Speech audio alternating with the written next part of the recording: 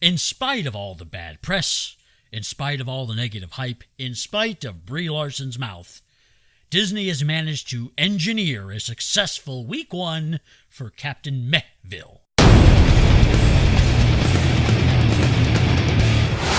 Hello, Internet. I am the Cranky Old Geek, the COG. Welcome back.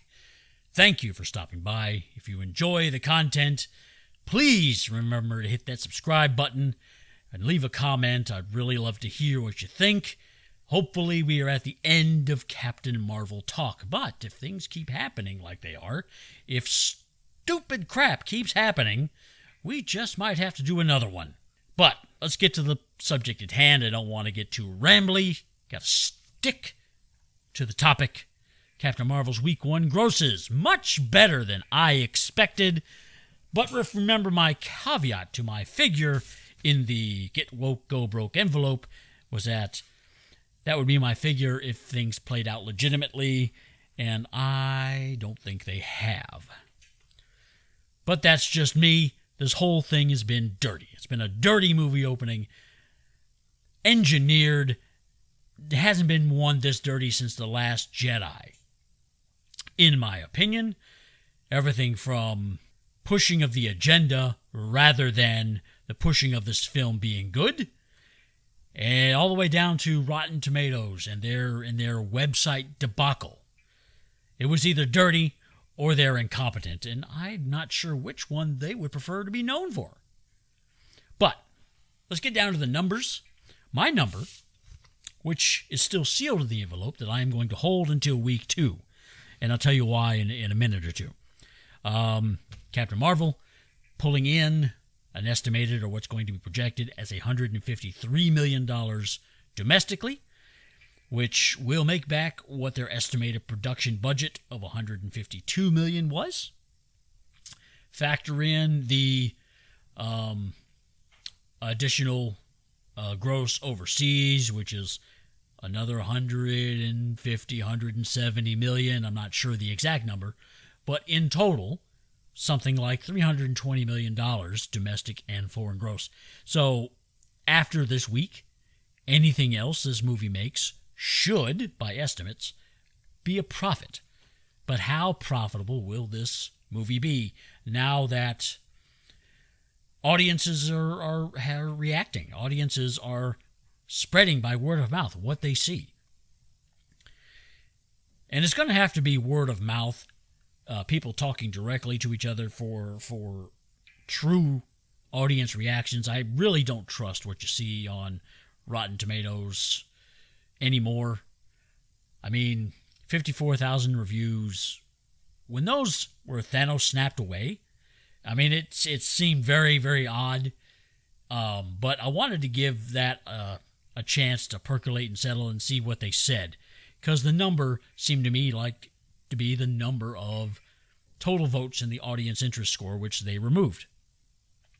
And lo and behold, they came out with a statement saying that there was a glitch from their update that put the audience interest score back in, lumped it in with the audience reviews after release, which they said is a confusion. That was one of the confusions that they were trying to eliminate in the first place, which wasn't a confusion, but whatever.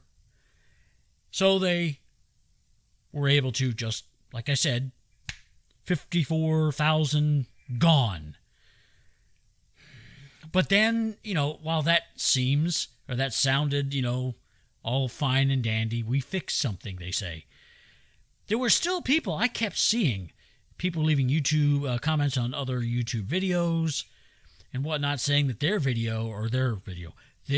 review had been removed, had been deleted, had been censored, which you can't ignore that. And even paging through the reviews this morning, I saw dozens of people saying their review had been removed, and every one of those reviews was a negative review. I didn't notice any positive reviews that said their review had been removed. So it's all very fishy. Rotten Tomatoes is a private company. They have the right to change their product, but to change their product when they did and the way they did, it was just a really bad look, very, very suspicious, and I think it was all done under the guise of making sure this movie had a strong opening. Week 2 is going to be the big indicator as to whether or not this is an actually audience-appreciated film, in my opinion. And we only have to go back and look at a little bit of history of recent big movies to know that Week 2 is the deciding factor. So, got a couple numbers here. The Last Jedi, which had a lot of big press going into it, and then immediately after release had a lot of bad press because it was a bad movie. Make no mistake, The Last Jedi was a bad movie. But The Last Jedi opened with $220 million weekend. Week 2, it was down 67.5% to $71 million, and that movie went on to make $1 billion less in its lifetime gross than The Force Awakens. So, audience word of mouth matters.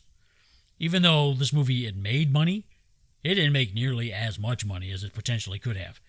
Solo, the next one, followed up, which had a lot of negative press going in, which had a lot of negative reaction to what looked to be its own identity politics agenda included with it. Didn't open nearly as big, $103 million, but its Week 2 was down 65.2% to $29 million. That is significant, and we know this movie went on to lose an estimated $400 million. Of course, that's on the heels of extremely inflated production budget from reshoots and everything else, but still, that was the first loss for a Star Wars movie. But let's step away from Disney and just look at just one more. Batman v Superman. A lot of hype behind it. Opened with $166 million, pretty strong. And then it tanked to Week 2, 69.1%, down to $51 million for a Week 2 gross. I mean, that's horrible. And we'll see what happens. My number will be revealed for Week 2. I'm not making excuses. I don't have sour grapes over not being correct about the opening weekend gross. I mean, it's made the money, and everything it does from here on out should be profit, but how profitable will it be? In the end, time will tell about what Captain Marvel's effect will be on the MCU and movies in general, actually. I wouldn't be surprised if there is some negative hangover leading into Avengers Endgame, just as The Last Jedi had a profound effect on the success of Solo, a Star Wars story. I think there are going to be Marvel fans that are going to be, they're upset, or they'll be miffed, at least, that Captain Marvel, as I have heard, I have not seen the film, but I've heard it's kind of mucking with some of the already established continuity in the MCU. And, fans don't like it when you change continuity. They don't like it when you go back and retroactively change the past to suit your needs. So we're going to see how this plays out. It probably won't affect Endgame that much, but we will see. So that's all I got for this one. This one's getting a little long, and I'm going to start rambling if I keep going. So I had some other stuff to talk about. There may be another Captain Marvel video coming besides the Week 2 gross. I'll decide that later. But in the meantime, thank you for watching. If you enjoy the content despite my rambling, you know where the subscribe and like buttons are. You can ring that bell for notifications whenever something new comes out. And please leave a comment. I'd love to talk about this with you people. And that's all I got. Thank you. I am out.